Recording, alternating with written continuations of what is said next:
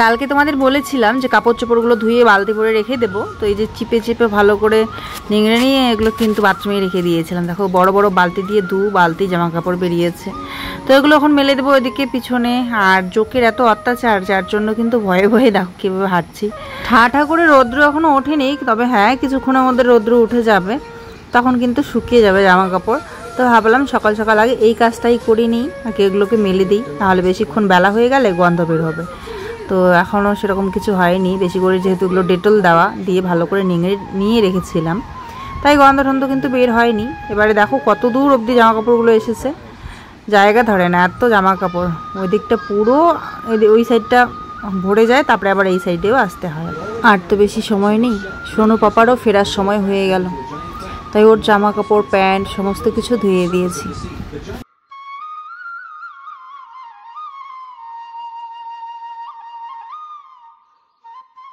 যেদিনকে সোনুর পাপার ছুটি শেষ হবে ঠিক সেই দিনকেই সোনুর স্কুলও খুলে যাবে, তাই হয়তো একদিনেই দুজনকেই বেরোতে হবে। হ্যাঁ, একটা দিন স্কুলটা মিস হয়ে যাবে, তা কি করবো আর বলো, কিছু করার নেই।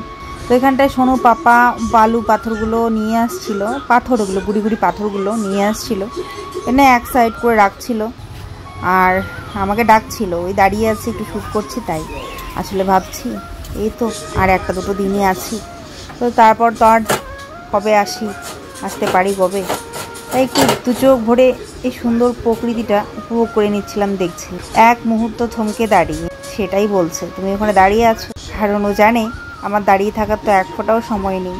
এই ব্যস্ত সময়ের মধ্যে একটা মিনিটও আমরা নষ্ট করি না দুজনেই, তাই দেখে অবাক হয়ে যাচ্ছিল যে কেন দাঁড়িয়ে আছি। ভাবলাম যে আমি একটুখানি নিজেও দেখি আর তোমাদেরও একটু শেয়ার করি এই প্রকৃতিটা। তবে না, আর লেট করা যাবে না, এবারে ঝটপট কাজে লেগে পড়তে হবে, কত কাজ পড়ে আছে।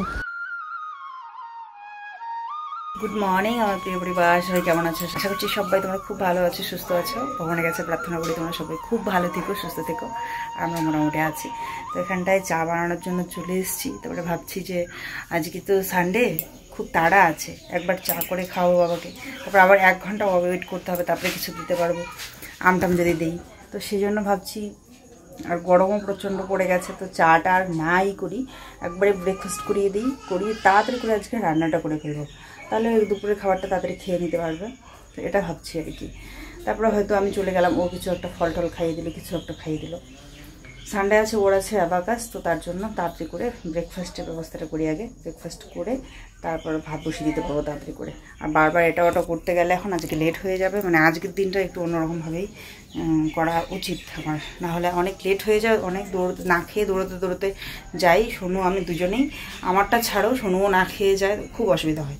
যাওয়া মানে সারাদিন ওখানে আস্তে আস্তে রাত হয়ে যায়, তো যে কারণে বাচ্চাটাকে সারাদিন না খাইয়ে রাখাটা আমার মনে হয় না ঠিক।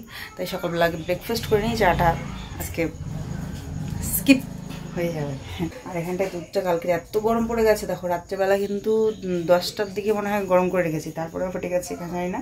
তাই আর একটু লেবু দিয়ে যে ফাটিয়ে নিলাম, ছানা হলে পরে বাবা ছানাটা খেতে পারবে। এখন শোনো একটু বাবা একটু, তো চলো এখন কেটে নেব আম। আর ওই যে বাবাকে ফ্রেশ করিয়ে বসিয়ে রেখেছে। শোনো ওই বালতিটা ছুঁয়ে গিয়ে দাও তো, আর যে ওই যেটা প্লাস্টিক আছে। Thank you. চলো হোমওয়ার্কটা নিয়ে বসো, আমি বলে দিই কী লিখতে হবে।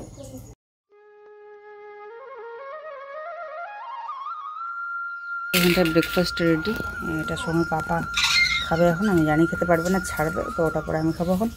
আর এখানে ঘুরাচ্ছি বাবার জন্য, বাবা আবার এতগুলো খাবে না, এখান থেকে সোনার জন্য একটু রাখবো আর কি, গুলিয়ে দেখি কতটা হয়, ওই হিসেবে বাবাকে যতটুকু লাগে ততটুকু দেবো। দিয়ে দিচ্ছি এখানে কিছু আম,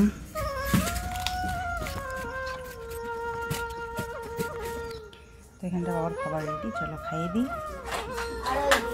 খাওয়াটা খেলে তো ওষুধ আছে না,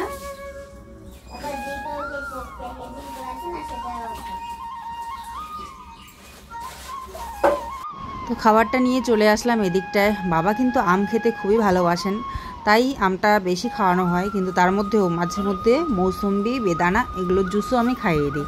আগে তো উনি বেদানা চাবিয়ে খেতেন, তো তারপরে সবাই বলছিল যে জুস করে দাও, তো তারপর থেকে কিন্তু আমি জুস করে দিই। তো যাই হোক, এখন আমটা উনি খেতে খুব ভালোবাসছেন যেহেতু, তাই আমটাই বেশিরভাগটা খাওয়ানো হয় আর কি।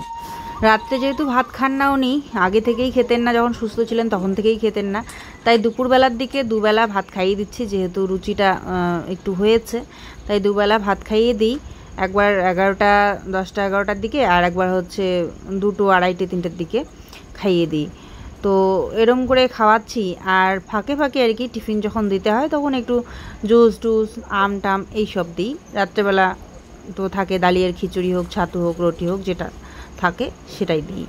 এছাড়াও ও খেজুর এনে রাখে, তো সেটাও 1টা 2টো করে কখনো কখনো ছুলে দিই। তো খেজুরও বাবা খান। খাওয়ার আগে ওষুধ ছিল, ওষুধ খাইয়ে দিয়ে এবারে খাবারটা খাইয়ে দিচ্ছি। আর পরে আরেকটা যেটা ওষুধ আছে ওটা বেশি বড়, ওটা গুলে দিই, কিন্তু এই ওষুধটা ক্যাপসুল টাইপের, তো এটা উনি খেয়ে নেন। তো ওখানটায় জল ভরানো হলো, এই যে বলতে খাওয়ার জন্য বোতলগুলো, জগটা, আর এখানে একটা গামলা ভরিয়ে নিলাম লাগে। তো জল ভরানো প্লেট, এগুলো এখন ঘরে নিয়ে যাবো। উঠোনটাও ঝাড় দিয়ে নিচ্ছে। শোনো, হোমওয়ার্ক, এই হোমওয়ার্ক করতে করতে কি হাঁপিয়ে গেলি? করো করো করো করো। বাবাকে ব্রেকফাস্ট করিয়ে দিয়েছি, বাবা শুয়ে আছে, ওষুধ খাইয়ে ব্রেকফাস্ট করিয়ে দিয়েছি। এখন কাপড় চোপড়গুলো ধুতে হবে।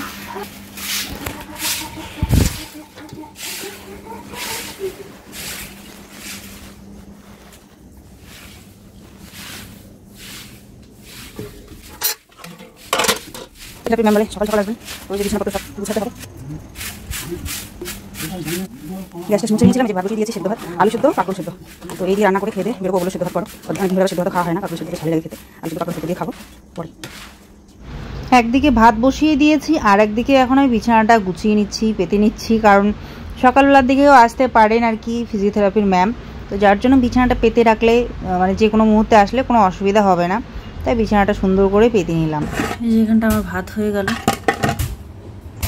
আর এই যে আর কিছুটা ভাত এখানে অ্যাড করে, একটু ভাতের মারের সঙ্গে অ্যাড করে এটা এখন আমি গরম বসিয়ে দেবো, আর একটু ফুটিয়ে নেবো, একটু মানে ভাতটাকে একদম নরম করে ফুটিয়ে নেবো।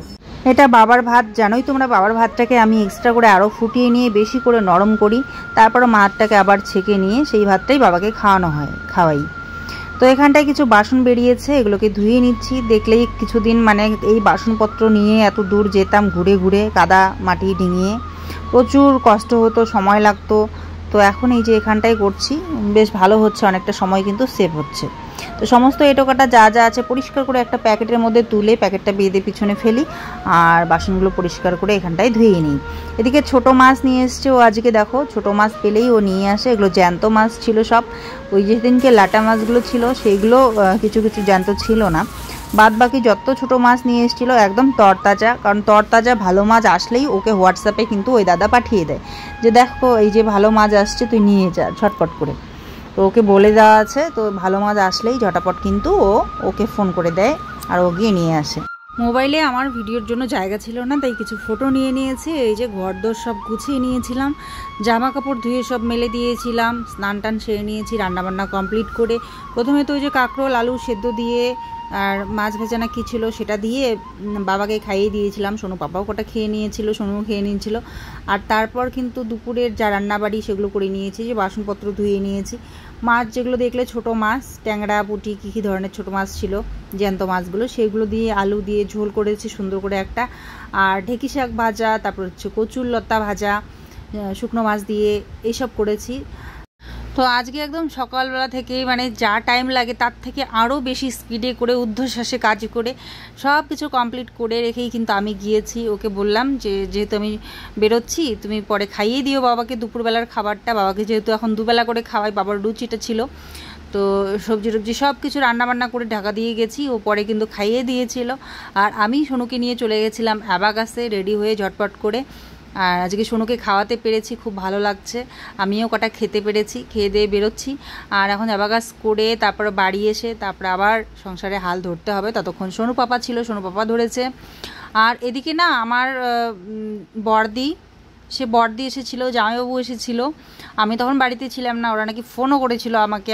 আর আমি কিচ্ছু বুঝতে পারিনি না, আমার ফোনে যে ওর ফোন এসছে আমি দেখেছি এরকম কিছু, আর না তো শুনেছি, হ্যাঁ নাকি এসেছে আমি খেয়াল করিনি, কে জানে। পরে আমি বলি কোথায়, আমার তো ফোন আসেনি, দিদি ফোন করেনি তো আমাকে, কিন্তু ও বলছিল না তোমাকে ফোন করেছিল বলে রিসিভ করোনি। তাহলে এরকমও হতে পারে অনেক সময়, কিন্তু তাহলে হয় নেটওয়ার্ক ছিল না কিন্তু রিং করেছে, না হলে এটা হতে পারে যে কল করেছিল আমি মোবাইলের কাছে ছিলাম না, চার্জে দিয়ে হয়তো ঘর সাফ সাফাই করছিলাম বা কিছু, আমি খেয়াল করিনি এতটা, এটাও হতে পারে। তো পরে শুনে খুব খারাপ লাগছিল যে দেখো তো আমি জানি না। আমি পরে বললাম যে তোরা গেছিস যখন থাকতে পারতিস, আমি তখন বাড়িতে ছিলাম না। তো তারপরে ওরা আমি যাই, যেতে যেতে তো আমার রাত হয়ে যায়, এখানে ঘর সাফ সাফাই ঘরের কাজগুলো করে যেহেতু যাই, ততক্ষণে বর দিয়ে যাই ওরা চলে এসেছিল।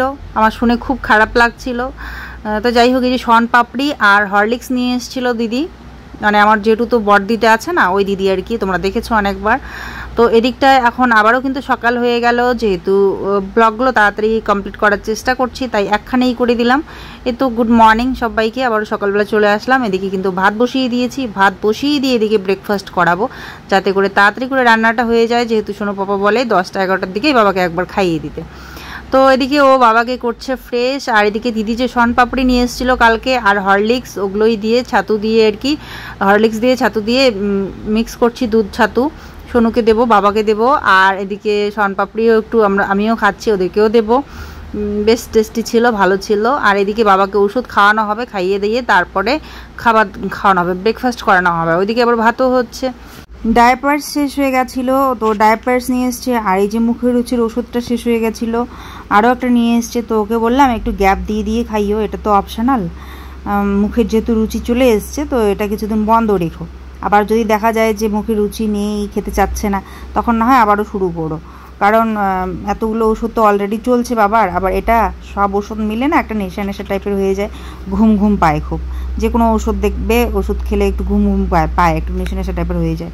তাই ওকে বললাম যে যেহেতু এখন একটু রুচি এসেছে, একটু মানে ভালোই খাচ্ছে, এখন যেটুকু দিচ্ছি পরিষ্কার করে খাচ্ছে, তো এই জন্য এখন মুখের রুচির ফাইলটা একটু গ্যাপ দিলেও চলবে, পরে যদি দেখা যায় আবার খাওয়া সমস্যা করছে, খেতে চাচ্ছেন না, তখন না হয় আবার খাওয়ানো যাবে। তো সেম এই কথাগুলোই বলছিলাম, কিন্তু যেহেতু আস্তে আস্তে বলেছি তাই এখন ভয়েস দিয়ে দিচ্ছিলাম।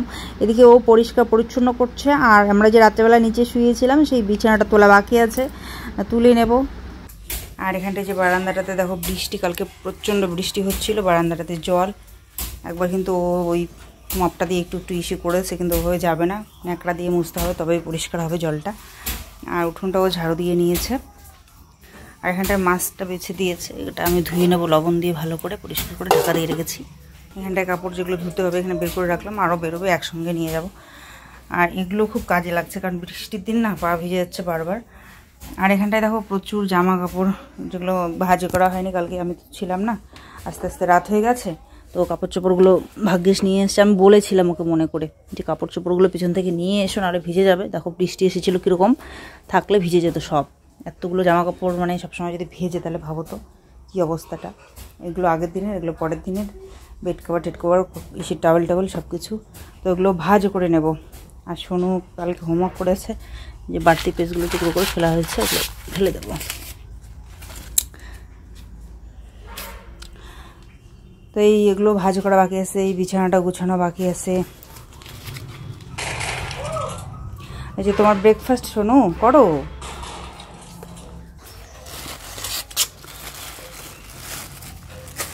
বাবা যে আমগুলো দিয়েছে দেখো কিছু খেয়ে, দু একটা বার দিদি ওদেরকে দিয়েছি, আবার এক কাকিমা যা এসেছিলো ওদেরকে দু একটা দিয়েছি, তারপরে এই যে কটা দেখো, আমার খাওয়ার টাইম হয় না জন্য কটা পচে গেছে।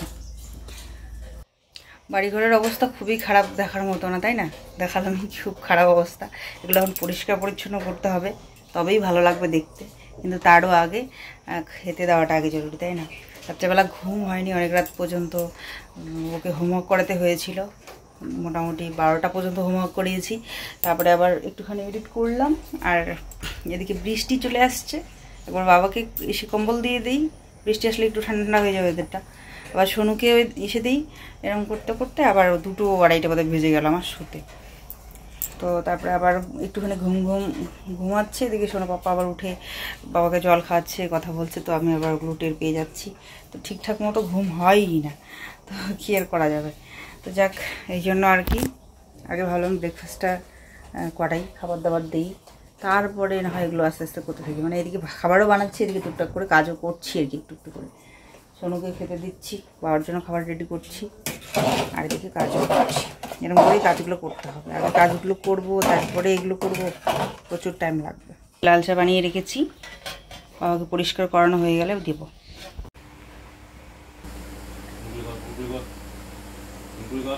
তো এই তো এখন বাবাকে দুজনে মিলে ব্রাশ করাচ্ছি, কিন্তু একটা সমস্যা কি বলতো, বাবা না ব্রাশ করলে পরে থু করতে চায় না আর কি। তো তার জন্য তখন ও কী করে ওই মুখের মধ্যে আঙ্গুল ঢুকিয়ে চেপে মুখ থেকে থুতুটা ফেলিয়ে দেয় আর কি। উনি ফেলতে তো পারেন না, ওই সোনুর পাপার হাত বেয়ে থুতুটা আর কি বালতিতে নেমে আসে এইভাবে। আর এই যে আমি বালতিটা ধরে আছি, তো ও ফেলে দেওয়ার চেষ্টা করছে, এইভাবেই আর কি ব্রাশ করাতে হয়েছিল। তো যাক, বাবাকে এইভাবেই কোনো রকমে ফ্রেশ করিয়ে তারপরে চাটা খাওয়াবো। ওখানটা লাল চার বিস্কিট নিয়ে নিয়েছি বাবার জন্য। তো খাওয়ার আগে ওষুধ আছে, ওষুধটা খাইয়ে দিয়ে খাইয়ে দেবো। এত চাপাই দিচ্ছ, আমার অসুবিধা হবে, কোথায় বসে খাওয়াই।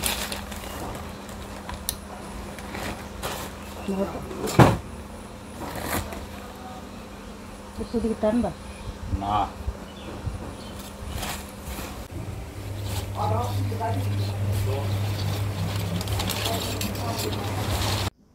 বাবাকে এদিকে জানালার ধারে শুইয়ে দিয়েছে হয়তো হাওয়া লাগানোর জন্য, কিন্তু আমার বসার জায়গা শর্ট পড়ে যাচ্ছিল, তাই আমি বললাম যে আমার বসতে অসুবিধা হচ্ছে, তো কোনো রকমে বসে নিলাম আর কি।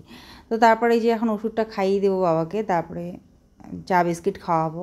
আর ওষুধটা মুখে দিয়ে অনেক চিন্তা, যে গিললো কি না, মুখে আছে কি না, একটু পরপর চেক করতে থাকি। ওষুধটা খাওয়াতেই প্রচুর সময় লাগবে, তাই গ্যাসটা ওদিকে বন্ধ করে দিয়ে এসেছি।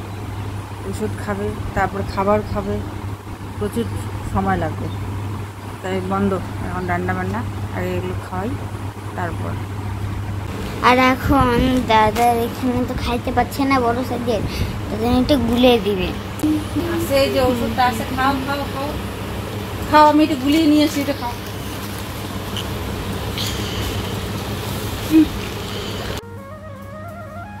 তো এই যে শিলনোড়ার মধ্যে ওষুধটাকে গুঁড়িয়ে নিলাম, এখন জলের সঙ্গে এটাকে মিক্স করে ঢেলে দেবো মুখে।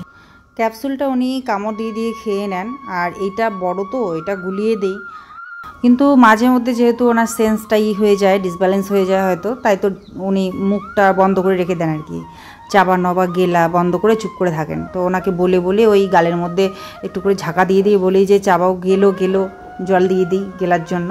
তো তারপরে ওষুধটা গেলে তো সময় লাগে অনেকটা। বেশ কিছুক্ষণ পর ক্যাপসুলটা তো খেলেন উনি, কিন্তু যখন বড় ট্যাবলেটটা গুলিয়ে নিয়ে আসলাম, আগে কিন্তু এটা গুলিয়ে দিতাম, টুক করে খেয়ে নিতেন উনি, গিলে রাখতেন। কিন্তু আজকে কি হয়েছে জানি না, সেটাও উনি খেতে চাইছিলেন না, মুখে দিতেই উনি ফু করে মুখ থেকে বের করে দিলেন। তো তারপরে আমি সোনুর পাপা একটা কাজ করছিল, ওকে ডাকলাম, ও আসলো, এসে পরে ওকে বললাম তুমি একটু বাবাকে ঠিক করে শুইয়ে দাও, ওষুধটা উনি ঠিক মতো খাননি, একটুখানি মুখে দিতেই তো ওটুক পড়ে গেছিলো, আর উনিও ওদিকে গড়িয়ে চলে গেছেন। তো আমি আবার ওনাকে তুলতে ভয় লাগে, কারণ যদি ব্যথা পায়, তাই সোনু পাপা তুলে বসালো, বাকিটুকু আমি খাইয়ে দিলাম। ও বোঝালো ওষুধ খেতে হবে, কেন এরকম করেছো বোঝালো, আমিও বোঝালাম, তারপরে বাকিটুকু আবার খেয়ে নিয়েছেন। তো এই যে এখানটা আরও বাসন বেরোলো, বাচ্চারাতে মিলে কটা ভাত খেয়ে নিল, গরম ভাত করেছিলাম, আর কালকে একটু মাংস ছিল, ওই দিয়ে ওরা খেলো। বাবাকে ছাতু খাওয়ালাম, এই যে চাটা খেতে পারিনি, চা দিয়ে বিস্কুট খাওয়াচ্ছিলাম, পরে চাটা খাচ্ছে না জন্য, মানে খাচ্ছে না বলতে খেতে পারছে না আর কি, পড়ে যাচ্ছে, তাই ছাতুটা আর কি চামচ দিয়ে খাইয়ে দিলাম। ধীরে ধীরে আর কি সেন্সটা হয়ে যাচ্ছে বাবার, বুঝতেই পারছি। তো যেটা স্বাভাবিক এটা হতে থাকে, তবে আমাদের চেষ্টা করতে হবে রিকভার করতে, তাই না? তো এই যে আগের ডায়াপারটা খুব তাড়াতাড়ি শেষ হয়ে গেছিলো, কারণ একটু খাচ্ছে, এখন খাওয়াচ্ছি, তাই বারবার আর কি নোংরা হয়ে যাচ্ছে। আর আজকে যে আবার একটা ওরে নিয়ে আসলো, মাঝখানে 3-4 দিন পটি করে না, আর আজকে হচ্ছে 2-3 বার করে দিনে, কালকে পরশু পটি করেছে, এই জন্য তাড়াতাড়ি ওটা শেষ হয়ে গেছে। যাক, খাওয়া ভালো তাই না, খাচ্ছে তাই হচ্ছে, কষ্টের কাজ করতে হচ্ছে। জেঠিমারা বলেন যে পটির ভয়ে আবার খাওয়া বন্ধ করো না, খাইও, তাই আর কি খাইয়ে যাচ্ছি। পটির ভয় নেই, ভয় পাই না, ভয় পাওয়ার কিছু নেই। কাজগুলো এখন করে নিই, আর এদিকে ঘর বাড়ি সব পাগল পাগল লাগছে।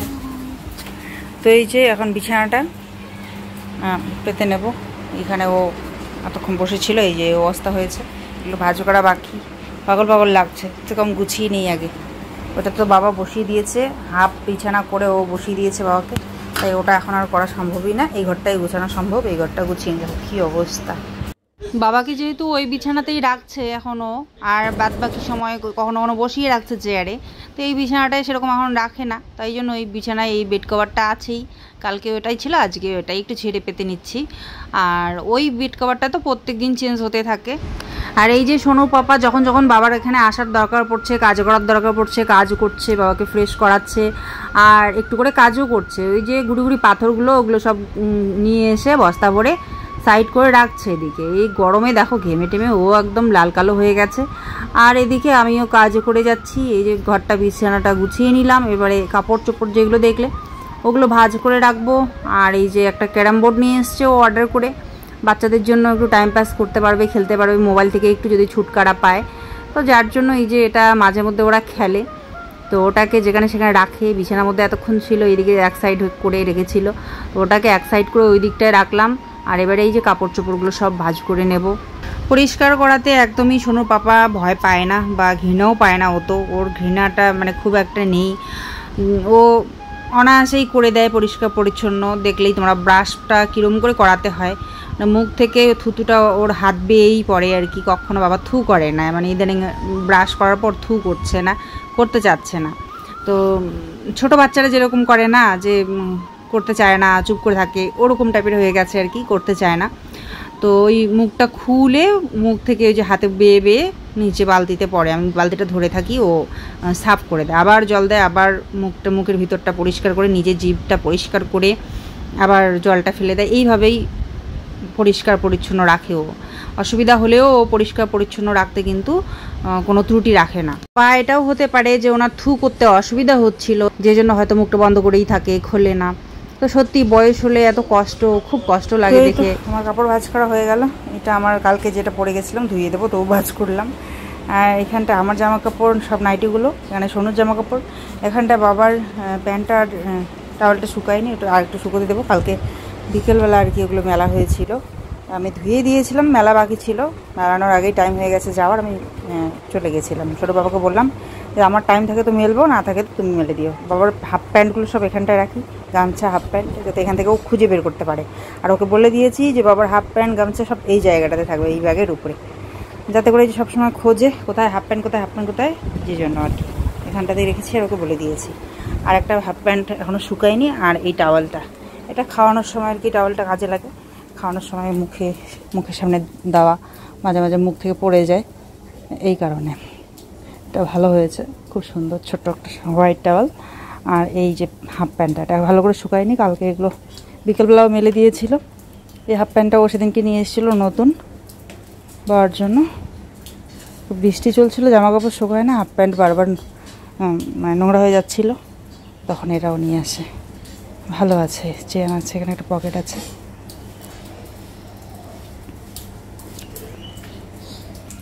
কি রাস্তা বাঁকা হচ্ছে নাকি আমাদের? বালু দিচ্ছে রাস্তায়, একদম কিছু হয়েছে, বালু দিচ্ছে। ও ওইটা নিয়ে এসে তুইও এখানটা ই করছিস। বাপের সাথে হাত লাগাবে, আমরা যাই করি করতে লাগবে, ও করবে। রাস্তা বানাচ্ছে বাব্বাটাতে মিলে। ঠিক আছে, ওটা কাজ করে আবার সুন্দর করে রেখে দিস, যেখানে পাইছিস ওখানেই। হ্যাঁ,